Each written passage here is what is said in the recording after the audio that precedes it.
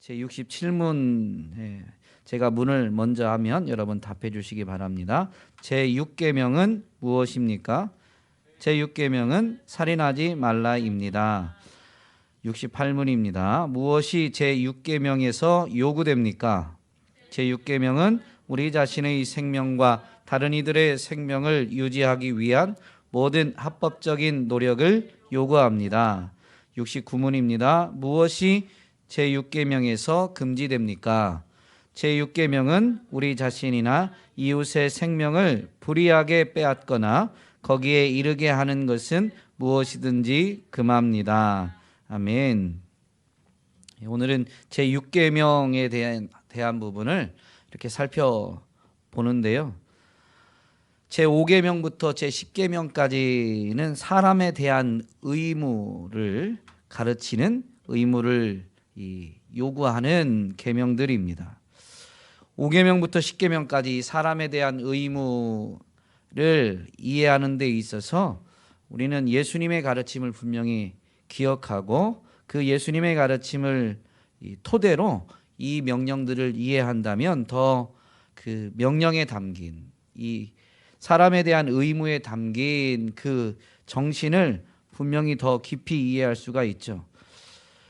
계명을 두 가지로 요약할 때 예수님은 분명히 사람에 대한 이 부분은 이렇게 요약해 주셨습니다. 내 이웃을 내 몸같이 사랑하라라는 것입니다. 사람과의 관계 속에서 살아가는 사람들에게 인생의 황금률을 또한 산상수훈에서 가르쳐 주셨는데 남에게 대접을 받고자 하는 대로 남을 대접하라라는 것입니다. 이 두 가지를 기초로 해서 5계명부터 10계명까지를 바라본다면 더 깊은, 더 풍성한 의미를 분명히 이해할 수가 있을 것입니다.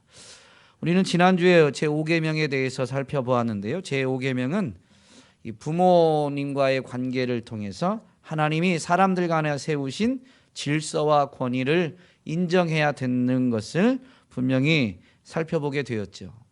6계명은 하나님의 형상으로 만들어진 사람의 생명을 존귀하게 여길 것에 대한 이 명령, 그것에 대한 의무입니다. 그래서 소유리문답 68문에서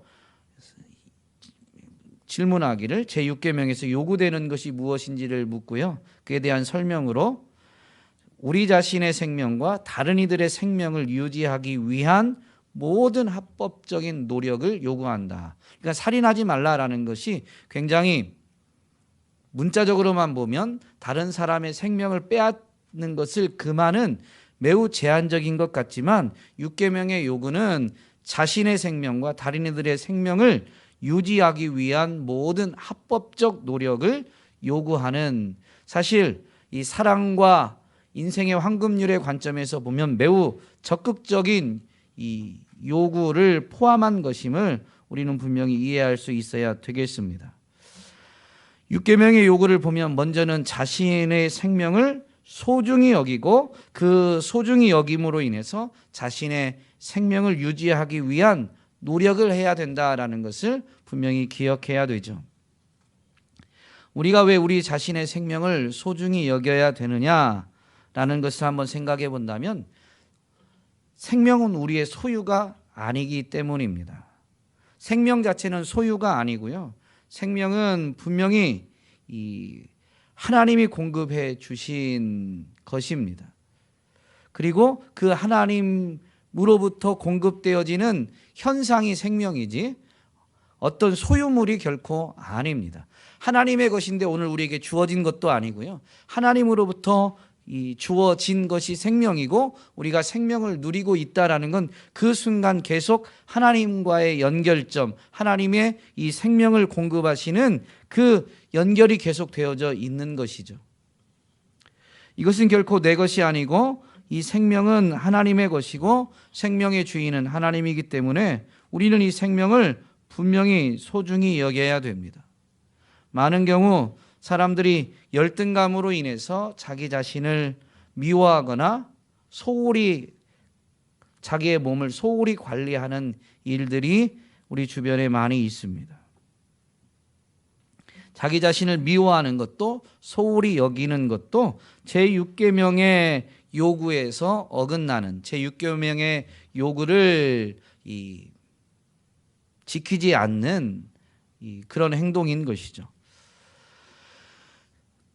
자신의 생명을 소중히 여겨야 되는데요. 오늘 우리 사회에 보면 자살하는 일들이 참 많이 있습니다. 우리나라가 이 OECD 국가 중에선 자살 1위라고 하죠.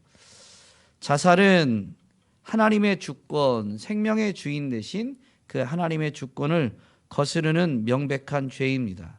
그래서 많은 논쟁이 있지만 분명한 것은 자살을 하면 지옥에 간다라고 이런 설명을 많이 들어봤었을 것입니다. 물론 자살에 대해서 요즘에는 이 정신질환에 의한 자살들도 있는데요. 엄밀히 말하면 그 원인이 이 정신질환이다라고 하면 정신질환의 결과가 이제 죽음인 것으로 이해한다면 정신질환에 의한 자살은 조금 다른 관점이 되겠지만요. 자기 스스로 생명을 자기가 그냥 끊어버리는 것은 하나님의 주권을 거스르는 병에 의한 것이 아니라 자기 스스로 생명을 끊어버리는 이 자살은 하나님의 주권을 거스르는 것이기 때문에 지옥에 가게 됩니다. 예수님을 믿지 않으면 지옥 간다라고 우리는 이 성경의 가르침을 분명히 기억하고 있는데요. 이것 또한 왜 그러냐면요. 예수님을 통해서 우리에게 영생을 주십니다. 예수님은 우리에게 영생을 주시기 위해서 친히 우리의 죄를 담당하시고 대신 죽으셨습니다. 그분이 자발적으로 우리 죄를 담당하셔서 스스로 생명을 내어주신 것이죠. 우리의 죄를 위해서요. 우리의 죄를 속하기 위해서. 그러므로 예수님을 믿지 않는 것은 그분의 대속, 그분의 죽으심을, 희생적 죽으심을 헛되게 하는 것입니다. 그래서 예수님을 믿지 않으면 그 마지막 주님 다시 오실 때는 지옥, 영원한 형벌에 처해지게 되는 거예요.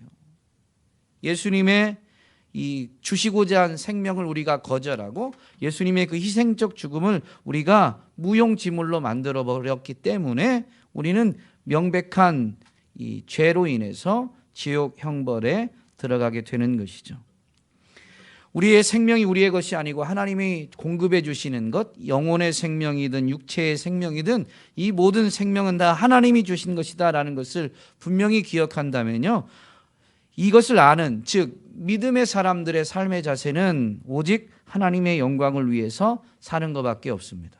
이게 생명을 공급받은, 생명을 얻은 자가 그 생명을 가지고 살아가야 될 삶의 방향, 삶의 목적인 것이죠. 그래서 사도 바울은 로마서에서 성도들에게 분명히 가르쳐 줍니다. 우리가 살아도 주를 위하여 살고 죽어도 주를 위하여 죽나니 그러므로 사나 죽으나 우리가 주의 것이로다. 그러니까 우리가 살든 죽든 사실 우리를 만드신 분이 그분이시고 만든 우리에게 생명을 주신 분이 그분이십니다. 우리가 영적으로 하나님을 거절해서 사망 가운데 처해졌지만 그 영혼도 하나님이 예수 그리스도를 통해서 다시 살리셨습니다. 그러므로 우리는 살아도 주의 것, 죽어도 주의 것입니다. 사나 죽으나 주를 위해서 살아야 되는 것이죠. 이 생명의 주관자이신 하나님, 그래서 피조물은 그 하나님의 영광을 위해서 살아가야 되는데요. 이것을 교리로 가르치는 것들이 많이 있는데요. 하이델베르크 요리문답에서도 이것을 가르치는데 제1문에서 명백히 이렇게 가르쳐 줍니다. 소요리문답 제1문은 이렇습니다. 사나 죽으나 당신의 유일한 위안은 무엇입니까? 답은 이래요. 설명은 이렇습니다. 사나 죽으나 나는 나의 것이 아니고 몸과 영혼이 모두 미쁘신 구주 예수 그리스도의 것입니다. 그런데 이것이 뭐라고요? 위안, 우리에게 위로, 위안이 된다는 거예요. 인생을 살아가면서요, 자기가 자기 생명의 주인이라고 생각을 하면 그 생명을 스스로 지켜내기 위해서 부단히 몸부림을 쳐야 돼요. 그런데 아무리 몸부림 쳐도 자기 육체의 생명도 자기의 힘으로 온전히 지켜낼 수가 없습니다. 뿐만 아니라 영혼의 생명은 더더욱 그러하죠. 우리의 유일한 위안이 왜 우리의 몸과 영혼이 다 주의 것이라는 것이 위안이냐면요, 그분이 주인이기 때문에 그분이 우리의 생명을 주관하시는 거예요. 우리가 때로는 실수하고 부족해도 그분이 주인이기 때문에 생명을 주시면 우리가 생명을 누리게 되는 것이고, 그분이 우리를 이 땅 가운데서 데려가시면 그분 품으로 돌아가게 되는 것이죠. 그러므로 그분이 주인이다라는 것, 이것이 우리에게, 이 땅을 살아가는 우리에게 매우 큰 위안이 되는 것입니다. 우리는 우리가 생명의 주인이 아니다라는 것을 분명히 기억하고, 우리의 생명을 하나님이 친히 공급하신다라는 것을 기억해서 하나님이 직접 공급해 주시는 그 생명을 매우 소중히 여겨야 되겠습니다. 이것을 분명히 기억한다면 나의 생명뿐만 아니라 다른 사람의 생명도 소중히 여길 수밖에 없죠. 나에게 생명을 주신 그분이 지금 옆에 사람, 존재하는 모든 이 인생들에게 직접 하나님이 생명을 공급해 주고 계신 것입니다.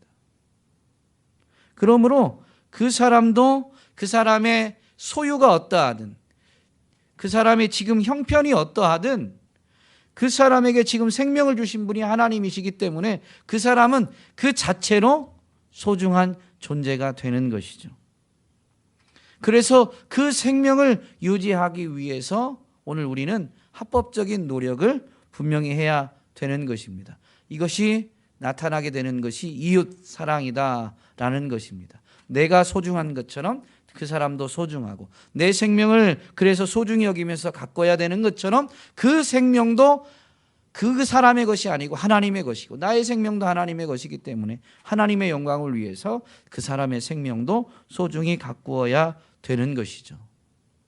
오늘 우리가 사는 세상은 사람이 이 주관자가 되면서, 사람이 하나님의 자리를 대신하면서 사람이 평등하다라고 말하지만 실상은 사람과 사람을 이렇게 차별하는 일들이 많이 있습니다. 사람과 사람이 동등한 게 안 되다 보니까, 차별이 자꾸 일어나다 보니까 이것을 사람이 법으로 좀 지켜보려고, 법으로 이것을 이루어내 보려고 법을 만들어내게 되죠. 그게 이제 차별금지법입니다. 그런데 우리가 잘 아는 대로 교회에서 지금 이 경계하는 대로 차별금지법에 또 오류가 좀 있어요. 의도는 굉장히 좋지만 소수가 차별받으면 안 된다라고 해서 그 소수를 보호하려다가 소수를 보호해주는 법이 오히려 그것과 조금 반대 입장에 있는 다수를 억압하는 일들이 생겨날 수가 있는 것이죠. 이것이 이미 선진국이라고 말하는 나라들에서 일어나고 있기 때문에 지금 우리는 그것들을 바라보면서 경계해야 되는 시기를 지금 지나고 있습니다. 나이나 성별이나 나라와 민족, 즉 혈통이나 인종이나 또는 장애나 이런 질병들에 의해서 차별이 이루어지면 안 됩니다. 특별히 지금 우리가 더욱 경계해야 될 것은 이 동성애를 비롯한 이 소수 성애자들을 정말로 차별하지 말아야 된다라는 그 법에 대해서 우리는 매우 경계를 해야 되는 것이죠. 교회가 그들을 차별하겠다라는 의미가 아닙니다. 그 법을 반대하는 것은 그로 인해서 정상적이고 합법적이 돼야 될 그런 부분들이 오히려 이 피해를 입을 수 있는, 억압받을 수 있는 일이 일어나게 될 것이기 때문에 그 법에 대해서는 우리가 반대를 하는 것이지, 그런 사람들이 차별받는 것을 우리가 지지하는 것은 아닙니다. 어쨌든 오늘 우리는 생명 자체의 가치, 그것이 하나님이 공급하신 것임을, 하나님이 그 생명의 주인이심을 분명히 기억하면서 다른 사람의 그 가치도 동등하게 대우할 수 있어야 되겠습니다. 우리 사람은 이런 부분에 대한 설명을 뭐라고 해야 될까요? 네거티브한 설명을 들으면 조금 더 쉽게 이해되는데요. 69문에서는 그래서 6계명에서 금지되는 게 무엇인지 이렇게 묻고 설명을 이렇게 하고 있습니다. 우리 자신이나 이웃의 생명을 불의하게 빼앗거나 거기에 이르게 하는 것은 무엇이든지 금합니다. 우리 자신이나 이웃의 생명을 불의하게 빼앗거나 그 불의하게 빼앗도록 이르게 하는 모든 것을 금한다라는 것이죠. 이 살인하지 말라라는 계명에 대해서 예수님은 산상수훈에서 계명을 완성하신, 계명을 성취하신 그분이 재해석, 설명을 해주시는데요. 그 형제를 미워하는 자마다 살인하는 자다라고 하면서 분명히 예수님은 구체적으로 말씀해 주십니다. 나는 너희에게 이르노니 형제에게 노하는 자마다 심판을 받게 되고 형제를 대하여 나가라 하는 자는 공회에 잡혀가게 되고 미련한 놈이라 하는 자는 지옥불에 들어가게 되리라. 그 형제를 미워하는 자마다 살인하는 자라고 했어요. 그러므로 그 형제를 미워하는 것도 살인이기 때문에 그러한 형제를 미워하는 것에 해당되는 이런 행동들, 형제를 대해서 노하는 자마다 심판을 받게 되고 형제를 대하여 나가라 하는 자는 공회에 잡혀가게 되고 미련한 놈이라 하는 자는 지옥불에 들어가게 되리라. 심판을 분명히 받고 그 심판으로 인해서 지옥불에 들어가게 될 것이다 라는 분명한 설명이죠. 그 형제를 미워하는 이런 행위도 분명히 살인에 해당되는 것임을 예수님은 설명해 주셨습니다. 예수님의 설명을 보면 육체적인 것만이 아니라 정신적인, 심리적인 부분에 있어서도 이 미움이 곧 살인하는 거니까 정신적, 심리적인 부분에서도 살인이 있다라는 것입니다. 오늘 우리는 육체적인 생명을 빼앗는 것만이 아니라요, 이 정신적, 심리적인 평안을, 생명을 빼앗는 것까지도 우리는 매우 경계해야 됩니다. 이것을 금지해야 되는 것이죠. 그래서 우리는요, 이 눈빛 하나도 잘해야 됩니다. 다른 사람을 이렇게 살이 있게 보는 걸 뭐라고 그래요? 눈총을 쐈다라고 그러죠. 이게 총을 쏜 거예요. 눈으로 총을 쏜 거예요. 말도 마찬가지입니다. 말 자체도 중요하지만 말의 온도도 매우 중요합니다. 아이들과 이렇게 집에서 지내다 보면요, 아이들이 제가 이렇게 말은 아빠 화났구나, 화 안 났어, 화 안 났다고 막 이렇게 하면요 이미 알아들어요. 말은 화가 안 났다고 하지만 톤이나 이런 이 말의 색깔이 이미 화났다는 걸 드러내고 있죠. 아빠 삐졌구나. 안 삐졌거든. 네, 삐졌다는 거죠. 그런데 이건 뭐 제 개인적인 감정을 표현한 거겠지만요, 이 말도 매우 주의해야 됩니다. 나는 농담인데 받는 사람이 그게 농담이 아니고 총이고 이게 칼이면요 상처를 받는 거예요. 그 상처받는 사람 잘못이지? 아니요. 성경은 그렇게 말하지 않아요. 그 말을 한 사람이, 그 형제에 대하여 나가라 한 사람이 공회에 잡혀가는 거고 미련한 놈이라고 한 사람이 지옥불에 들어가는 거예요. 난 농담으로 했는데, 에이 바보, 나는 그냥 농담으로 한 건데, 그런데 그 상황에 에이 바보, 야 이 바보야 라고 그냥 장난으로 한 말이 그 사람에게 상처가 되면 그게 정신적으로, 심리적으로 이 살인에 해당되는 거기 때문에 그 사람은 죄가 없다라고 할 수가 없는 것이죠. 그래서 성경에 보면 이 말에 대한 중요성을 매우 강조하고 예수님도 심판에 대해서 말씀하실 때 너희가 한 말로 너희가 심판을 받게 될 것이다 라고 분명히 말씀하시죠. 여러분, 말은 매우 주의 깊게 해야 됩니다.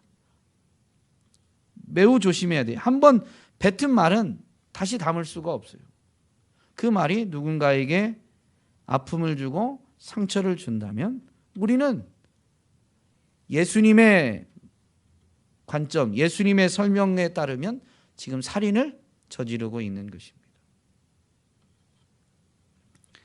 또한 제6계명이 금지하는 것은 이 자신이나 이웃의 생명을 불의하게 빼앗거나 그 생명을 잃어버리는 데 이르게 하는 것은 무엇이든지 금하는 거니까요. 부정적인 감정에 사로잡히거나 부정적인 감정을 다른 사람에게 전하는 것, 전염시키는 것을 금해야 되는 것입니다. 무슨 얘기냐면요. 이 대표적으로 근심이나 분노 등이 있습니다.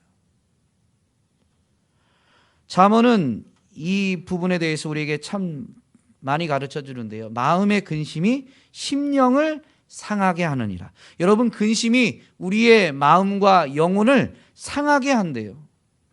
그러므로 우리가 우리 자신의 이 육체적 생명과 함께 마음, 정신적, 영적 생명을 잘 가꾸기 위해서 금해야 되는 게 있는데요. 이 근심은 금해야 됩니다. 그래서 성경은 우리에게 자주 이 명령을 하죠. 근심하지 말라. 근심하지 말라.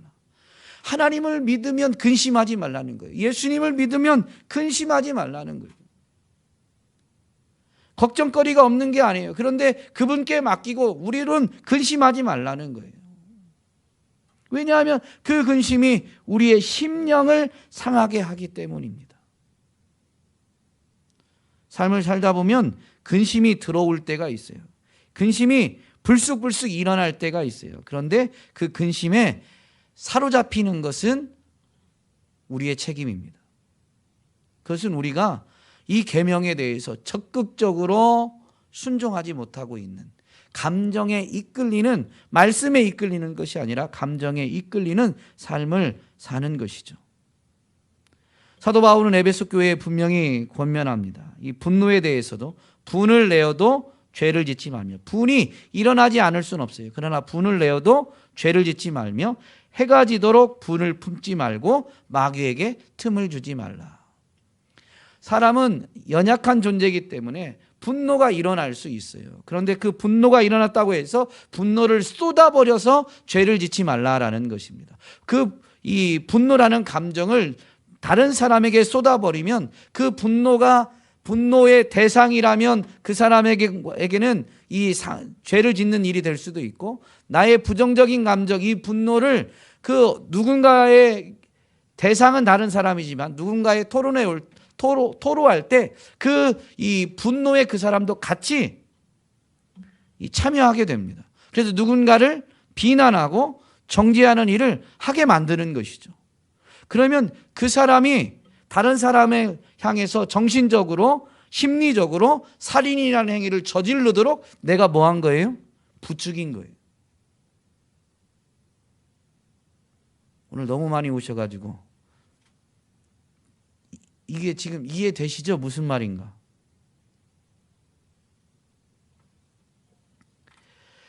가인이 이 분노를 품었다가 살인을 저지른 자입니다. 분노를 내어도 죄를 짓지 말아야 되는데 분이 일어났는데 분을 품는 것도 합당한 것도 아니었지만 그 분을 품고 있다가 죄를 짓고 말았어요. 그런데 하나님은 이 율법을 구체적으로 주시기 전에 그 가인이 분을 품었을 때 분명히 말씀으로 찾아오셨습니다. 가인이 몹시 분하여 안색이 변하니 여호와께서 가인에게 이르시되 내가 분하여 함은 어찌 됨이며 안색이 변함은 어찌 됨이냐. 내가 선을 행하면 어찌 낯을 들지 못하겠느냐. 선을 행하지 아니하면 죄가 문에 엎드려 있느니라. 죄가 너를 원하나 너는 죄를 다스릴지니라. 지금 분노를 품고 있는데요, 죄가 문 앞에서 지금 삼키려고 엎드려 있대요. 이것까지 경고해 주셨어요. 지금 분노를 품고 있는 게 어찌 됨이냐. 선을 행하면 낯을 들지 못하겠느냐, 떳떳하지 못하겠느냐라는 것이죠. 이 분을 품는 게 잘못되는 것입니다. 분이 일어날 수는 있지만 분이 일어날 때에도 그걸 일어났으니까 쏟아야 되는 게 아니에요. 이 막 분한 감정을 무조건 다른 사람에게 쏟아야 되는 게 아니에요. 안 쏟고 어떻게 해결이 될까요?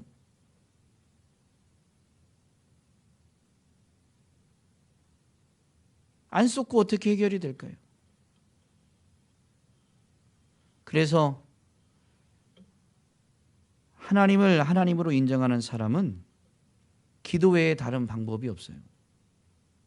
시편들을 보면요, 세상에 일어나는 현상을 보고 속상해하고 분노하는 시인들이 있습니다. 그런데 그걸 누구에게 쏟아요? 하나님 앞에 쏟아놓죠. 그 분한 감정 때문에 하나님이 안 계신 것 같고 하나님을 찾을 수도 없을 때 그 자기에게 일어난 그걸 그대로 하나님 앞에 다 쏟아놓습니다. 악인이 형통한 게 도대체 어떻게 되는 일입니까? 악인이 지금 하나님의 뜻대로 살아가고자 하는 저에게 이렇게 하는 일이 도대체 어쩐 일입니까? 하나님 어디 계십니까? 라고 하면서 악인에 대해서 분노하고, 그래서 하나님이 안 계신 것 같아서 막 하나님을 향해서 하나님을 찾으면서 그렇게 절규하는 소리가 시편에 가득합니다. 분노가 일어날 때 분명히 해결해야 되는데요, 그것은 하나님 앞에서만 해결될 수 있어요. 아니, 하나님 앞에서만 해결하게 될 때 우리는 분을 품지 않을 수가 있고 또 분노로 인해서 죄를 짓지 않을 수가 있는 것이죠. 부정적인 감정을 전염시킨 사람들이 성경에 나오는데요, 많이 있죠. 고라의 무리들이 이 불평하는 것을 전염시키죠. 10명의 정탐꾼이 말씀이 아니라 자기들의 견해, 그래서 자신들이 인간적으로 바라보다 보니까 적은 커 보이고 자신들은 메뚜기 같아 보이게 되는 이 뭐라고 해야 될까요? 열등감을 보고하면서 이스라엘 사람들이 그 부정적인 견해에 이렇게 사로잡히게 만듭니다. 그래서 엄청난 이 죄를 하나님 앞에 짓게 되는 것 아닙니까? 여러분, 다른 사람에게 이 부정적 감정, 부정적 견해를 전염시키는 것도 우리는 금해야 돼요. 또한 이 6계명에서 금지하는 것은요, 사고 방지를 위한 안전장치 또는 안전시설, 이런 것들을 설치하지 않거나 또는 제거하는, 이미 있는 안전장치나 안전시설을 제거하는 것을 금합니다. 그러니까 설치해야 돼요. 그런데 해야 되는 줄 아는데 이건 사고 방지인데 사고는 이미 일어난 건 아니거든요. 일어날 잠재적 가능성이 있습니다. 잠재적인 이 요소예요. 그 가능성, 일어나지 않은 것인데 가능성 때문에 이 뭐라고 해야 될까요? 안전시설, 안전장치를 하는 것은 과도한 이 뭐라고 해야 될까요? 돈을 사용하게 되죠. 그것은 다른 말로 하면 자기가 지금 거둘 수 있는 이익을 줄이게 되는 거죠. 근데 많은 경우 그 이득을 줄이지 않기 위해서, 더 많은 이득을 얻기 위해서 안전시설과 장치를 설치하지 않거나 법이 그렇게 해서 설치했다가도 제거하는 일들이 일어날 수 있습니다. 이것은 자신의 생명이나 다른 사람의 생명을 불이하게 빼앗거나 그 빼앗는 일에 이르게 되는 일이기 때문에 금지한다라는 것이죠. 이게 여러분 계명에 있다라는 게 얼마나 놀라운지 모릅니다. 신명기 22장 8절 말씀에 보면 이렇게 되어 있습니다. 내가 새 집을 지을 때 지붕에 난간을 만들어 사람이 떨어지지 않게 하라. 그 피가 내 집에 돌아갈까 하노라. 그러니까 자기 집을 짓는데요, 거기에서 와서 공사하는 사람들이 있을 것인데 그 집을 지을 때 난간을 만들어서 사람이 집을 짓다가 사고로 떨어지는 일이 없게 하라는 거예요. 난간을 만들지 않아서 그 사람이 떨어져서 피를 흘리게 되면, 죽게 되면 어떻게 돼요? 그 피가 너의 집에 돌아간다는 것이죠. 그 책임이 너에게 있다는 거예요. 그래서 이걸 금하고 있어요. 안전장치, 안전시설을 반드시 해야 된다라는 것이죠. 살인하지 말라라는 이 계명의 이 살인에 대한 부분을 우리가 이 성경의 가르침대로 분명히 해석하면서 바라본다면요, 매우 적극적으로 살인하지 않기 위한 행동은 매우 구체적이고 적극적인 행동들로 이렇게 나타나게 되어 있습니다. 사람들이 이득 때문에 이런 것을 제거하다가 엄청난 재앙을 만나게 되죠. 인재입니다. 벌써 사람들의 뇌리에서는 잊혀져가는 정말로 끔찍한 사건이 있는데요. 세월호 사건입니다. 세월호 사건은 천재가 아닙니다. 인재입니다. 청해진 해운에서 무리한 설계 변경을 했기 때문에 결국엔 사고를 초래한 것이죠. 왜 무리한 설계 변경을 했을까요? 더 많은 이득을 내기 위해서. 사람들을 더 많이 태우거나. 그 부분에 대해서 저는 정확히 설명할 수는 없지만 어쨌든 사고 원인에 대해서 꼽히는 것 중에 하나가 무리한 설계 변경이 꼽힙니다. 이득을 위해서 이런 일을 했다가 엄청난 사고, 엄청난 생명을 앗아가는 일들을 초래하게 된 것입니다. 세월호 사건처럼 드러나야만 죄가 아니라요, 드러나지 않아도 우리는 다른 사람의 생명을 또는 자신의 생명을 불이하게 빼앗거나 거기에 이르게 하는 일을 저지르면서 살아갈 수 있어요. 눈앞에 이익 때문에. 이런 것을 정말로 하나님의 말씀을 기억한다면 금지해야 되겠죠. 또한 자신의 생명이나 이웃의 생명을 소중히 관리해야 되는데 그렇지 못한 행동들을 생각해 본다면 무절제한 생활, 중독을 우리는 주의해야 됩니다. 이런 부분이 성경에 있는데요. 잠언 말씀에 보면 이런 말씀이 있습니다. 너는 꿀을 보거든 조카리만큼 먹으라. 과식함으로 토할까 두려우니라. 이 과식이 해가 된다라는 것이죠. 꿀이 입에 달아요. 그러니까 이 맛있다고 그냥 너무 많이 먹어서 과식함으로 토하게 되는 일들이 일어났다라는 것이죠. 그래서 지금 지혜를 가르쳐 주는데 조카리만큼 그냥 적당히 먹으라는 거죠. 오늘날 SNS를 보면 정말로 뭐라고 표현해야 되죠? 못 먹어 죽은 귀신들이 활동하는 시대 같아요. 뭘 그렇게 막 유튜브에도 보면 먹방들이 그렇게 잘 되고 많고, 물론 맛있는 걸 먹는 것도 필요합니다. 저도 맛있는 음식을 좋아합니다. 그런데 그것이 마치 삶의 전부인 것처럼 되어져가는 이 시대는 우리가 정말로 주의해야 되는 것입니다. 특별히 그로 인해서 정서적인 위축을 갖게 된다면, 먹는 자는 못 먹는 자 앞에서 자기를 과시하다가 누군가에게 상처를 주고, 또 못 먹는 자는 그런 것이 못 먹는 것 때문에 정서적으로 상처를 입는 일들도 분명히 일어나게 되죠. 또한 이 물질적으로도 그 과식은 건강에 결코 유익하지 않습니다. 적당한 이 절제가 필요한 것이죠. 또한 저는 참 할 말이 없어요. 제가 심근경색이 왔으니까 그 심근경색 온 다음부터 이제 아내한테 자주 혼납니다. 제가 식습관이 심근경색 걸리기에 딱 좋은 식습관. 그래가지고 이제 혼나는데요. 정말로 자신의 생명을 소중하게 관리하는 것 중에 하나가 건강한 식습관입니다.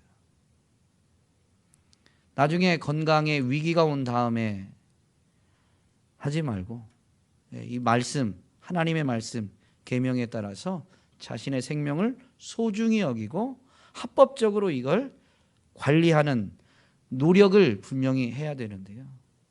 그것을 거스르는 이런 불규칙한 또는 탐식 이런 것들을 분명히 금하는 여러분이 되었으면 좋겠습니다. 또한 주님이 다시 오심에 대해서 말씀하시면서 경고의 말씀을 주시는데 너희는 스스로 조심하라. 그렇지 않으면 방탕함과 술 취함과 생활의 염려로 마음이 둔하여지고 뜻밖의 그날이 덫과 같이 너희에게 임하리라. 물론 이건 주님의 다시 오실 날을 깨어서 준비해야 되는 것에 대한 말씀이지만요, 모든 사람이 동일하게 이 시간과 공간이 펼쳐진 이 세계 안에 주님 다시 오시는 날을 맞이하진 않을 것입니다.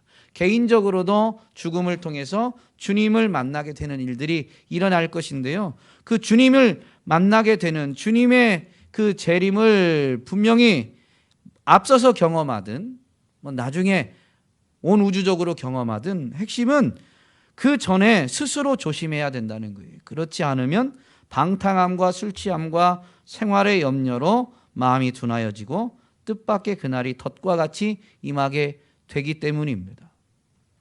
주의해야 될 게 있습니다. 방탕함, 술 취함, 생활의 염려 등을 분명히 주의해야 되는 것이죠. 일도 적당히 해야 됩니다. 지나친 일은 자신의 몸을, 건강을, 생명을 갉아먹습니다. 오락도 필요합니다. 그러나 적당히 해야 됩니다. 취미 생활도 있어야 됩니다. 그러나 과한 것은 결코 생명을 관리하는 일에 도움이 되지 않습니다. 오늘날은 사람들이 여유를 잃어버리고 너무 바쁘게 지내면서 사실 무언가 하나에 이렇게 빠져버리게 되는 중독의 시대입니다. 게임이나 미디어 뿐만이 아니라 술, 담배, 약물, 도박 등 사람이 중독에 빠지는 것들이 너무 많이 있습니다. 그런데 이 중독은 자신만이 아니라 자신의 가족과 심지어 주변 사람들의 삶까지 피폐하게 만듭니다. 이것을 생명의 관점에서 보면 정신적, 심리적인 것뿐만 아니라 물질적, 육체적인 것까지도 피폐하게 만들어 버리는 것이죠. 그러므로 이 무절제함, 그래서 무언가에 매여버리는 중독을 정말로 경계해야 됩니다. 깨어있지 않으면 지금 이 시대는 이런 것에 빠지기가 쉬운데요, 오늘 우리는 늘 깨어있어서 이런 것을 경계할 수 있어야 될 줄로 믿습니다. 또한 위험 요소가 있는 소유물을 관리를 잘해야 돼요. 위험 요소가 있는 소유물을 그냥 관리하지 못해서 다른 사람에게 피해를 준다면 역시 이것도 다른 사람의 생명을 위협하는 것이 되기 때문에 말씀을, 계명을 지키지 못한 것이죠. 지금은 애완동물이 없는 집이 애완동물이 있는 집보다 더 적은 것 같아요. 근데 애완동물이 자기에게는 귀엽고 이쁘고 사랑스러운지 모르지만 다른 사람에게는 두려움이나 또는 혐오스러움이 될 수도 있습니다. 저희 집 아이들 중에 개를 무서워하는 아이가 있습니다. 그거는 크든 작든 상관없어요. 개를 매우 무서워해요. 그러면 개 주인은 꼭 막 그 사냥개, 뭐라고 그러죠? 그 막 시베리안 허스키인가? 막 이렇게 늑대만한 개뿐만이 아니라요, 작은 개도 막 크게 짖으면요, 소리는 막 그 작은 개가 더 아주 날카롭더라고요. 그러면 그걸 무서워하는 사람에게는 이 심리적 정서적인 두려움, 불안을 겪게 만들죠. 이것은 분명히 그 사람에게 피해를 입히는, 정신적으로 피해를 입히는, 성경적 오늘 이 계명과 연결시키면 살인하는 것입니다. 그러므로 매우 주의 깊게 이런 소유물, 애완동물들을 관리를 잘 해야 돼요. 생명이 있는 이 애완동물뿐만이 아니라 우리의 소유물 중에 이제 현대 사회는 자동차가 없는 집이 거의 없죠. 자동차 자체는 생명이 없는 굉장히 어떤 중립적인 요소입니다. 그러나 그것을 운전하는 내가 운전할 때 난폭하게 한다면, 또는 뭐 여기 계신 분은 안 계시겠지만 술을 먹고 운전한다면, 나는 술 먹고도 운전 잘해라고 음주운전하는 사람들은 자기는 사고 안 낸다고 생각하고 운전을 하는 것이죠. 그러나 매우 위협적인 것입니다. 그리고 그것이 정말로 사고로 이어지게 되는 일들도 많이 있죠. 또 이 감정적인 것 때문에 보복 운전하는 것도 매우 큰 위험 요소, 거의 오늘 말씀과 그냥 연결해서 하면 살인에 해당되는 행동들이죠. 우리는 이러한 것들을 매우 잘 관리해야만 합니다. 그것이 바로 살인하지 말라라는 이 계명을 적극적으로 지키는 것입니다. 정당방위도 과도한 것은 삼가해야 됩니다. 성경에서도 분명히 이 정당방위를 인정하고 있지만 피할 수 있으면 피할 것을 가르쳐 주죠. 도둑이 들어오는 때 밤사이에 오면 그 도둑에 대해서 정체를 잘 알지 못하고 매우 큰 위협이 되어서 그를 이렇게 그 위협으로부터 자신을 보호하려다가 도둑을 죽이면 그것은 죄가 아니다라고 가르쳐 주지만, 낮에는 그 도둑을 발견하고 도둑을 퇴치하려다가 해를 입히면 그 주인이 죄를 지은 것이다라고 계명은 분명히 가르쳐 주죠. 낮에는 보고 소리치거나 다른 방법으로 물리칠 수도 있기 때문에 과도한 조금 이 보복이 담긴 그런 정당방위는 금지하고 있습니다. 이것은 비록 범죄자지만, 죄를 지은 건 잘못된 거지만 죄를 지은 그 사람의 생명도 소중한 것이기 때문에 그 생명만큼은 지켜줘야 되는 것이죠.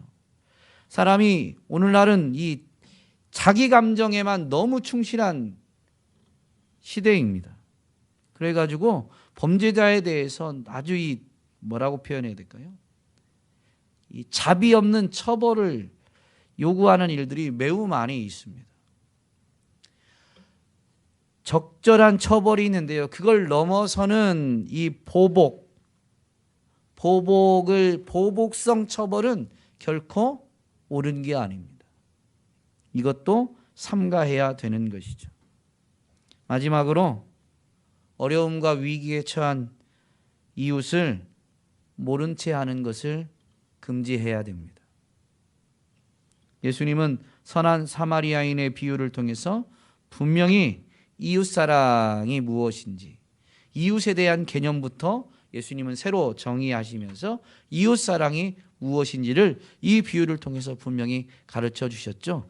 살인하지 말라라는 이 계명을 우리가 해석할 때, 이해할 때도 예수님의 내 이웃을 내 몸처럼 사랑하라라는 이 원칙을 통해서 이 계명들을 이해하면, 해석하면 분명히 그 풍성한 의미를 온전히 올바로 이해할 수 있다라고 했죠. 선한 사마리아인의 비유가 이것을 아주 잘 나타내주고 있습니다. 그러므로 이웃사랑, 즉 살인하지 말라라는 이 계명은요, 어려움에 처한, 위기에 처한 사람을 보고도, 모른다면야 모르지만 보고도 지나치는 것은 금지해야 됨을, 그 사람을 도울 수 있으면 분명히 도와야 되는 것임을 우리에게 가르쳐주고 있습니다. 제사장과 레위인은 분명히 납득할 만한 이유를 댈 수 있겠죠. 시체를, 그 사람이 거반 죽었거든요. 그래서 아직 죽은 건 아니지만 거반 죽었기 때문에 그 사람을 돌보려고 운반하다가 혹시나 그 사람이 죽게 되어지면 시체를 만진 게 되고, 그렇게 되면 이 부정하게 되어서 제사장으로서의 일을 감당 못할 수가 있습니다. 7일 동안 이 부정하게 되기 때문에. 그러니 제사장으로서, 레위인으로서 자신들이 해야 될 일을 하기 위해서 지나칠 수밖에 없었다라고 핑계할지 모르지만요. 예수님은 분명히 그것보다 생명이 더 우선, 생명이 더 중요하기 때문에 그 사람을 돌아보아야 된다라는 것을 가르쳐 주신 거예요. 타당한 이유가 있는 듯 보이지만 어려움과 위기에 처한 사람을 외면하는 것은 살인에 해당되는 행위임을, 그 사람이 꼭 죽어야만 살인이 아닙니다. 그걸 외면하는 것 자체가 그 사람을 살인하는 것과 같은 행위임을 분명히 가르쳐주고 계신 것이죠. 오늘 우리는 이 살인하지 말라라는 계명의 적극적인 면, 그리고 금지하고 있는 이런 구체적인 부분들을 분명히 되새겨 본다면요, 여러분, 하나님의 계명을 온전히 순종하는 그리스도인들이 세워지게 될 때, 많아지게 될 때 사회는 더욱 안전하고 살기 좋은 곳으로 변화되게 되어 있습니다. 그래서 사도 바울이 말한 건 정말로 이 진리를 깨달았기 때문이죠. 피조물이 고대하는 바는 하나님의 아들들이 나타나는 것이다. 피조물들이 자연세계 안에 사람이 사는 인간 사회도 포함되어 있죠. 이 자연세계 안에 그 모든 존재하는 것들이 하나님의 아들들이 나타나기를 고대하고 있다라는 것이죠. 하나님의 계명을 온전히 지키는 그 사람들, 하나님의 아들들이 나타나게 되어지면 자연세계는, 그들이 살아가는 사람이 있는 인간 사회는 더욱 안전하고 살기 좋은 곳으로 바뀌게 되어 있습니다. 오늘 저와 여러분이 하나님의 말씀, 계명의 의미를 깊이 되새기면서 계명에 순종하는 참된 하나님의 자녀들이 될 수 있기를 간절히 소망합니다. 그래서 어느 곳에 있든지 바로 그 하나님의 사람들 때문에 그곳이 안전하고 살기 좋은 아름다운 곳으로 바뀌어져 가는 그런 역사가 이루어지게 되기를 간절히 소망합니다.